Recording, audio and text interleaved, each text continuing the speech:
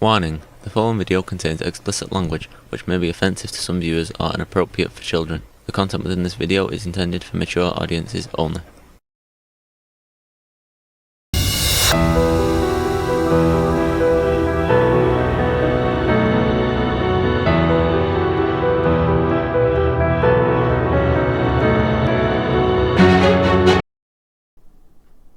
Hello and welcome to this bonus episode of the Black Tapes.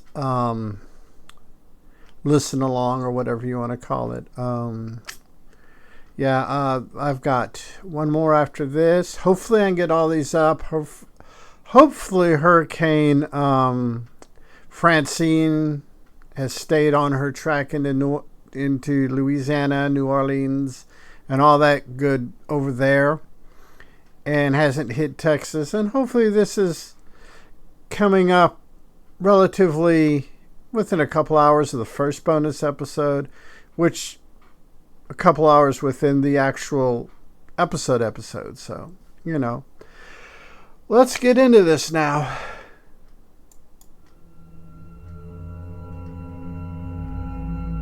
Creepy music. Oh yeah, this is also Alex Regan interviews Aaron Manhake. I can't pronounce that. It's spelled M-A-H-N-K-E. Mankey. I imagine it is say it in the episode. So,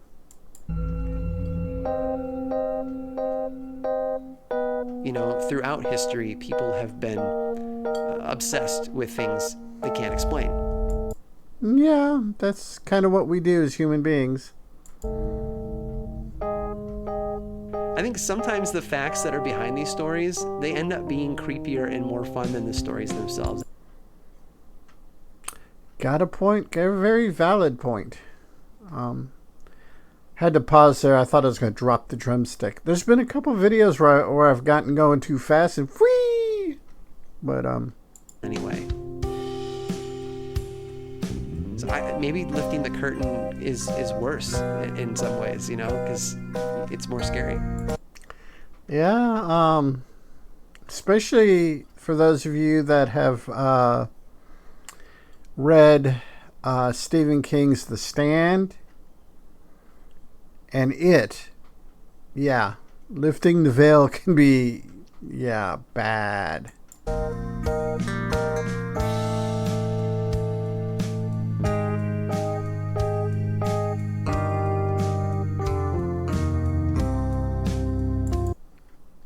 Yeah, this would be perfect Halloween music. Welcome to a bonus edition of the Black Tapes podcast. This is Alex Regan, and today I had the pleasure of interviewing author and podcaster Aaron Mahnke. Mahnke. I kept trying to pronounce the H. I guess the H is silent. When the Black Tapes podcast launched at the end of May, there was another new podcast about the paranormal consistently climbing up the charts on iTunes. That podcast is Lore. Its host has captured the imagination of listeners around the world. I may have to check it out. I thought, and the title for this is Bonus.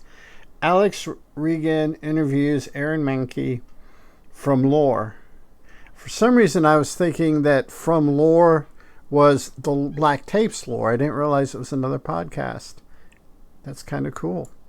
With Lore, Mahnke delves into the complex history and interesting characters associated with various compelling myths and legends. He has a new novel coming out on July 27th called Grave Suspicion. He was kind enough to speak with us today via Skype. I may have to look for that novel. Sounds interesting. Well, it depends on this interview. We're listening to all this the first time together. From his studio in Massachusetts. How are you doing? I'm well, thank you. How are you? I'm doing well. I'm excited to talk about your podcast and your novels. Thanks, yeah. So you've published 2 novels so far. Your third novel, Grave Suspicion, comes out on July 27th. Yeah, had to break there because the copyright. Some of the breaks that I make are just little boop-boops because they're just, I'm guessing, that's how the algorithm for copyright treats my videos. So, and I know it's not consistent throughout all kinds of videos. or everybody's videos. Can you tell us about that one? Yeah, so the book is called Grave Suspicion. It's like the two before it. It's a supernatural thriller. This one takes a bit of, I'd say, the Da Vinci Code and a bit of Stephen King, kind of mixes them all together. Of course, if you're an American and you are capable of writing, which I am not, and you have the skill to do horror, of course Stephen King is going to be an influence. It's just, Stephen King, Joe Hill, Peter Straub, V.C. Andrew, just that collective horror, pantheon that we have. The story follows Sam Hawthorne. He's a man who's spent a good part of his life wandering through the Midwest, trying to build a life. And things happen in his life on a pretty regular basis, and these things make it hard for him to settle down. And sounds like 21st century American with a college degree and dealing with debt. Fit in makes it kind of difficult. So when we meet Sam, he's learning about why those things are happening, and once he learns, things get worse progressively after that. Yep. Sometimes that's the way it happens, but sometimes you have to go through this. You have to go down through the trials and tribulations and back up. Sometimes that's how life works. So the novel follows Sam kind of into a strange new world. It's full of, I would say, equal parts wonder and danger, and I'm honestly not sure if he makes it out alive. That means either you ended the novel very ambiguously, or you're not quite done with it. I think because it's talking about it's coming out soon, or soon in relationship to this interview. It's already out. I mean, we're in 2024. It should already be out. I'm betting that it has a real ambiguous ending. That's great. I mean, I actually do know because I wrote it, but you gotta love it when author screws her with the interviewer that way. Now, if we move over to your podcast lore, which is fantastic, I'm a big fan. Oh, thank you. I went through all of them in a weekend. Wow, that is doing some binging. What originally drew you to these types of paranormal stories and their histories?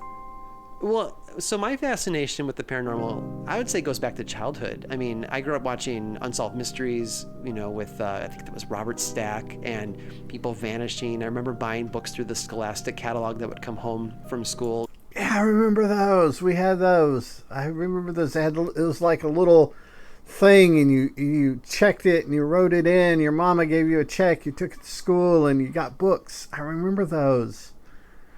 Those were the days. To go back to that. Like ghost stories and things like that. Right. And that's where it was back then. But over the years, it kind of spread into cryptozoology and other supernatural concepts. So big cryptozoology. That's an interesting term. I like that term, by the way. What gets thrown in there for a lot of people, and then you move on to other things. And it's just a rich area of study. And I think the best part is that it's not an invention of modern times. Throughout history, people have been obsessed with things they can't explain. Yeah. And if we look at things like ostriches and emus and rhinoceroses and elephants, could you imagine trying to explain that, 5,000 years ago? All kinds of, plus thunder, lightning, swamp gas, all that. I mean, it's a big ball of wax. So for me, it's really about the people and why they choose to believe the things that they do believe. Yes, and I mean, we all have our things we believe in that are influenced by how and where we were raised, what we learned educationally, both in primary, secondary, and higher education, where we settled down, customs and beliefs where we settled down, and what we pulled from where we grew up, assuming that you moved from where, like me, I moved from Central Texas to East Texas. Completely different cultures. Texas is that big. So your belief system as you move down the timeline of your life is affected by all that. That's kind of interesting, kind of cool. I don't make attempts to disprove anything on my podcast. I'm not here to debunk someone's closely held beliefs. I just want to explore what it is that people think is real. And I may have to check him out. I may have to check out that podcast just simply because he's taking it not really objectively. He's letting whatever's going on, the people he's talking to, whatever the subject is, come naturally. Lets it flow within the context of this person's belief without challenging them. Let them voice their opinion. Let them being a voice. That's kind of cool. Look at the historical information that helps, prop up these beliefs, and then ask the question why. Why this myth? Why this monster? What do those beliefs, and what do they say about us as people, as human beings? Right. He does. I mean, he has a point. If you look at a culture's mythology, you find out a lot about that culture. Right. And how do you feel like you straddle the line between truth and fiction when it comes to your own, when it comes to your two professions? So, on the one hand, you've got the podcast where, you're talking about this sort of psychology of belief, and then as a writer, you're often compelling the reader to suspend their disbelief. Do you enjoy one side more than the other, truth or fiction? And considering, I don't know. That's kind of a loaded question. I mean, it's a relevant question, but it is loaded. Stories of the paranormal are so much fun. Are you ever afraid of lifting the veil to your listeners? That's a good question. I mean, like I said, I don't focus my podcast on debunking myths per se. So I guess that's a place where I like to explore them as far as that side of my writing and creativity. I get to. I imagine that exploring myths and stuff like that helps fuel. It's kind of like food, kind of a banquet for the imagination. Explore those concepts. Sometimes in the act of, looking at the real hard facts, sometimes it's super clear to me and my listeners that there's a lot more fantasy going on than reality. But sometimes it's not so clear. Yeah, sometimes it can be real fuzzy. Speaking from my own personal, experiences, things like that do get fuzzy, and I am pretty much a skeptic, so that's saying something. And I try not to judge either way. I'm interested in the facts, and that's good. That's good. Not kicking down at people because they don't believe the same things or have the same ideals that you hold. That's really good to not give into that temptation to kick down at people. And the implications. So for my fiction, I do have a lot more freedom, absolutely. And I really enjoy that. I get to take readers to a place or to a belief where they wouldn't normally allow themselves to go. And that's really fun, that I get to, like you said, suspend that disbelief and say, hey guys, just for the next few hours, let's pretend that these things are real. And that's a good, and to be honest with you, in my opinion, that is just a good way to approach it. And ask the question, what if? And I've read that Stephen King begins a lot of his novel planning by sitting down with that question, what if? Not, let me craft this masterful plot. He just asks that question, what if? And actually, Stephen King is very open about the way he writes, and there's tons and tons of videos on YouTube just do Stephen King writing interview or Stephen King on writing interview or something like that. There's all kinds of really good stuff. So, I don't know. I don't know that there's a risk of me lifting the veil and spoiling the fun. Like some sort of Wizard of Oz, man behind the curtain moment. Right. I think sometimes the facts that are behind these stories, they end up being creepier and more fun than the stories themselves anyway. Yeah. Sometimes you can have a lot of fun with your imagination as long as you keep it and understand that it's imagination. It's when you lose that grip, and even if you lose the grip, some things are fairly benign and some things can be very devastating. So yeah, it's 6 one way, half dozen the other. It's a coin flip. So maybe lifting the curtain is worse in some ways, because it's more scary. Very true. I could be wrong, of course, but I get a sense from your podcast that you don't necessarily believe in the existence of paranormal phenomena. Are you a skeptic when it comes to the supernatural? I am. I don't know about this guy, but I am. I'm not sure I would say that I'm a skeptic. I mean, there are some really weird things out there, and I find it hard to fall down, on one camp or another, black and white. He does have a good point. The way I regard it is that there are things out there that we have yet to develop the science to figure out how they work. So to us, they're supernatural. The same way a flashlight would, you go back, 3,000 years with a flashlight and you're God, it's as long as the battery's held up. But, that's just how it works. Or at least in my view of the universe. Are these things made up and make-believe without a doubt?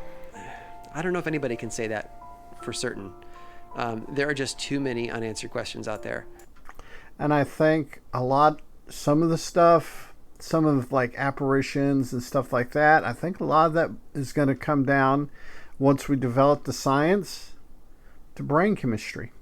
What this big fucking science project between our ears, chemical experiment going on between our ears comes up with. Don't know. Can't say for sure. I could be 1,000% wrong, but it makes sense to me. And people that believe in myth and fantasy and stuff like that, their beliefs make sense to them. And as long as it doesn't harm anybody and everyone's consenting, to whatever's going on within, say, a religion, and no one's getting hurt or raped or molested or anything like that. Hey, let them have it.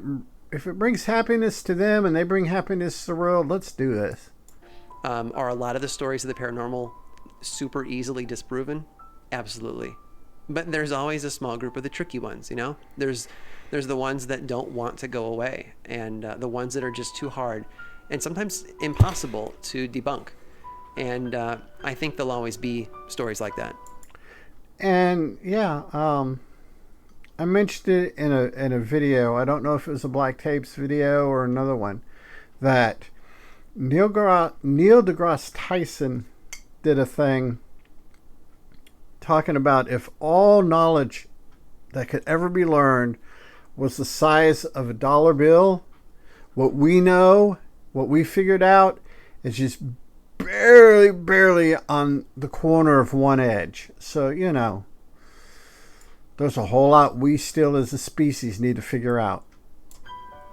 Right. We'll keep telling them. Yeah, for sure. Yeah, I like doing it. And finally, I'm not sure I personally believe in paranormal phenomena. So I love to listen to ghost stories, and Interesting. She plays a character that's all into it. That's That is kind of cool. I like that. That just gives me better appreciation to the actress. Dude, she does this phenomenal job. Don't necessarily get super scared, but there's something about demons and the occult that really disturbed me. And I'm wondering, in your experience, is this type of disparity between fear of ghosts and fear of the occult common? It is, definitely. And, there seems to be an invisible line that separates a lot of the subject matter between the two of them. The thing that I've really begun to understand... I wonder, because a lot of our ghost stories and stuff go back eons to even prehistory, and they've just been carried forward first as verbal stories. But if you go explore into different things that we ate when we first came out of the trees and stuff, there's a lot of things we ate that we know now are hallucinogenic, and it makes you wonder how much those early hallucinations have been imprinted through ancestral knowledge and just passed down. And also just believe in my core is that stories are really about something else. So stories about vampires, they're about vampires, but they're about more than that. They're about our obsession with immortality. And he's got a point, because Stephen King's Carrie is basically an exaggeration of the awkwardness of a girl entering puberty and menstruation happening. Interesting. He's got a good point about our fear of death and how fragile our lives are. So demon stories, I think at their core, they're about control. And that's what frightens people the most. Losing control of your own body. That you become possessed and something else can pull the strings and drive your life. He's got a point. Whether it's a religion, political party, supernatural critter. He's got a point. Losing control of your mind and or body. And break your life into pieces, perhaps. So I think that's what's maddening about that topic to think about, that you could lose control of the thing that you hold most precious, which is your own life. So in that... Yeah, very, very, very much. In that sense, I can completely agree. That's the kind of stuff that frightens me too. Well, I guess it's sort of like what you're getting at is really fundamental and less about ghosts themselves and demons themselves, and perhaps that's an ongoing conversation that you could take forever. Oh yeah, absolutely. And and the idea that we could take stuff like this and do hours and hours and hundreds of thousands of hours on discussion and still barely move the needle. Some stories begin to explain just the brokenness of human nature. Werewolf stories coming out of early Europe, where serial killers were, the story of the werewolf of Bedburg is just fascinating. Interesting. I've never made that connection before. And how the stories were kind of elaborated and airbrushed on to explain how in the world could somebody be so cruel. Well, of course, he was a werewolf. That's why. Dr. Jekyll, Mr. Hyde syndrome as well. I made a connection with Jekyll and Hyde, but never with werewolves. They become this thing that helps us cope with how cruel reality can be sometimes. So yeah, at the end of the day, after I finish doing episodes, I just finished writing one this afternoon. There's always a bigger question that needs answered.